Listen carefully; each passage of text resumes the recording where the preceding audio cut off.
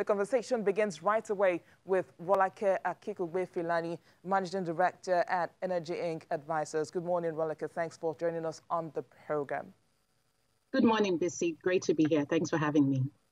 The new OPEC deal extension of output cut firmly establishes the role of Russia and, by extension, Saudi Arabia as the bona fide price leader in this market. In this regard now, do you think that OPEC can now act without Russia and the U.S. support in future? Thanks for that question. I mean, let's put things in perspective. Let's look at each of those three protagonists in this story, their share of global production.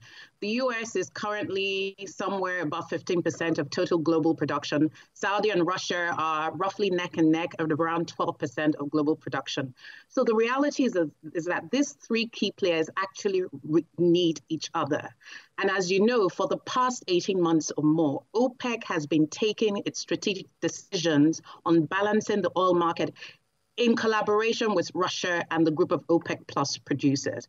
So it's clear to say that Russia has been critical to helping to rebalance the market, number one. The second thing to point out is that the US, as an independent producer, was actually putting pressure on both OPEC, Saudi, and the Russians to come up with an agreement.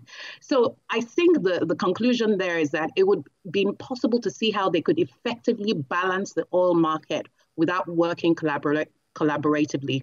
The other thing is, when you look at the market drivers now, it seems that markets are now beginning to read Saudi and Russian cooperation as a key driver of market stability in the near term. So I think that is here to stay as the main driver to look at going forward. As part of fallout of the meeting now, the group also demanded that Nigeria and Iraq, which exceeded production quotas in May and June, compensate with extra cuts in July to September. What will that change in Nigeria's oil production in the next few months ahead? Well, I think there was a comment by the Minister of State, Timothy Silva, about the whole compensation strategy. And I don't think it's a totally unreasonable expectation, particularly if they have not had a history of consistently complying over a period. I think the challenge for Nigeria domestically is to ensure that it even maintains a stable production level. And as you know, over the last few years, that hasn't necessarily been the case. We also face the double jeopardy of seeing an erosion in our revenue base as a country. So trying to balance the strategic imperatives of OPEC versus what our own domestic imperatives are is going to be quite difficult. But I think the signals that will be sent out by the ministry here locally is that Nigeria will try and play ball. Whether that can be underpinned by the operational reality on the ground will be a totally different issue. I will wait to see that. Now, the price of oil fell in a very rare scenario to below zero sometime last month. Of course, it has since recovered sharply, jumping by 50% in the past 4 weeks. But what do you think is a fair estimate or forecast for Brent for the rest of the year? Bissy, thanks for that question. I always say if I had a clear crystal ball, I would be a billionaire right now. Well, so let's look at it from two ways. So if you look at what has happened to Brent, we're seeing more than a 30% drop in global demand, which has significantly knocked off prices. And WTI in the US obviously fell to negative. I think at worst, it was minus $37 a barrel. Most global analysts, so some of the major global investment banks, are circling somewhere around an average price of $40 a barrel for 2020. And a lot of them have actually had to review their forecast upwards slightly because of the action that's been taken by OPEC and OPEC Plus. So here are four key things that I wanted you to look out for. There's been a backlog of inventories in global oil stocks, i.e. the actual amount of supplies that's being unsold. And we're not going to see new storage capacity catch up effectively to materially absorb all the extra inventories. And I think there's still uncertainty over the full realization and impact of COVID-19 as a pandemic. We're seeing recovery in key markets such as China, obviously, to a lesser extent, India, which is also a big global consumer. And there's still uncertainty over the sustainability of this new era of cooperation with OPEC. So all in all, if we take forecasts like the Energy Information Administration in the US, which is predicting $34 a barrel, and some of the big global economic analysts who are around the $40 a barrel mark, I would say maybe just shy of $40 a barrel would be a reasonable prediction.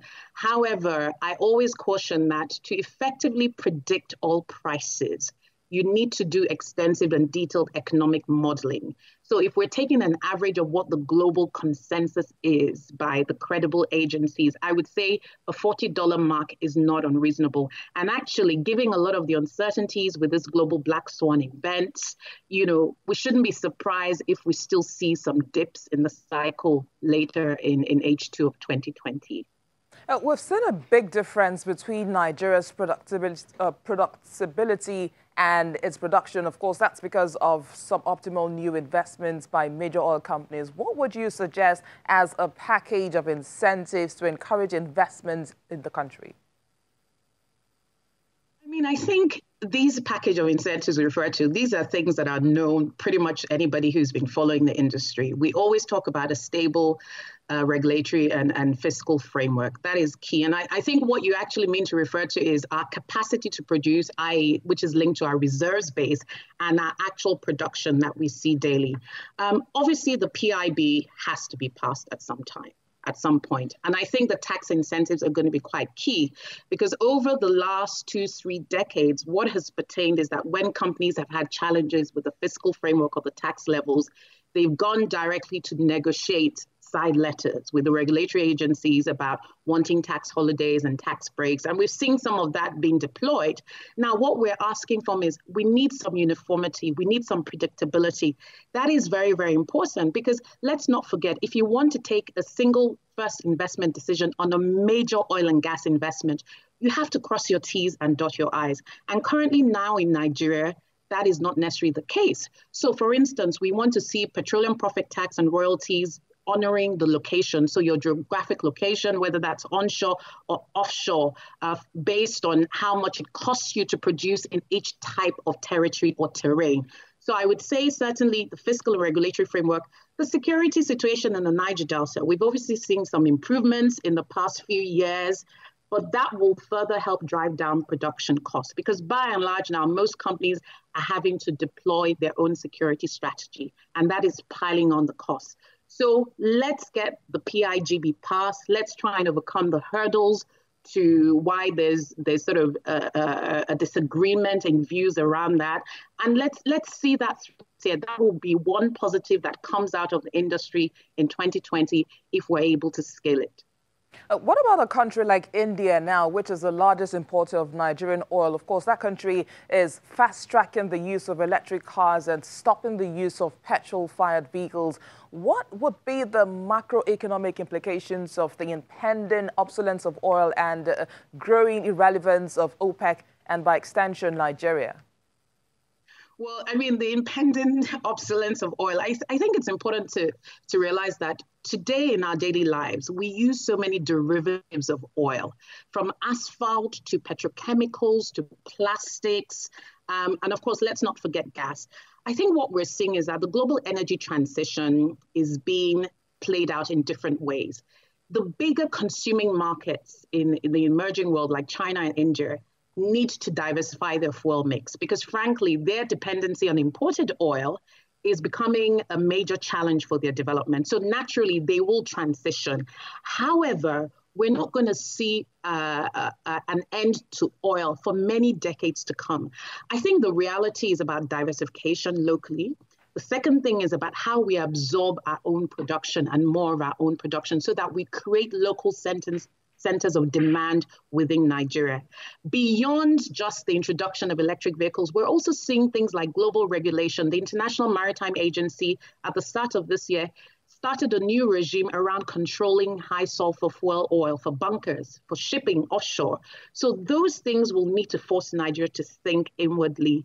But this idea that somehow hydrocarbons will be phased out within the next decade or two, I think we need to moderate that view and realize that for African economies in particular, what we need is diversity in our fuel mix, in our energy mix, and how we balance what is the most cost-effective and cheapest way to utilize and to produce oil. I think that's what we need to do. I think gas will be a key part of that because let's not forget that if we're bringing electric vehicle charging points, they need to be powered, they need to be electrified. And the main source of electrification today in Nigeria is gas-fired. So we obviously need to build and develop our local gas infrastructure, obviously incorporate other alternative fuels such as solar energy, whose costs have been falling consistently over many years. It's been quite an interesting conversation with you, Rolake Akinkugbe-Filani, Managing Director at Energy Inc. Advisors. Thanks for speaking with us on the program. Thank you for having me, Bissy. Have a good day.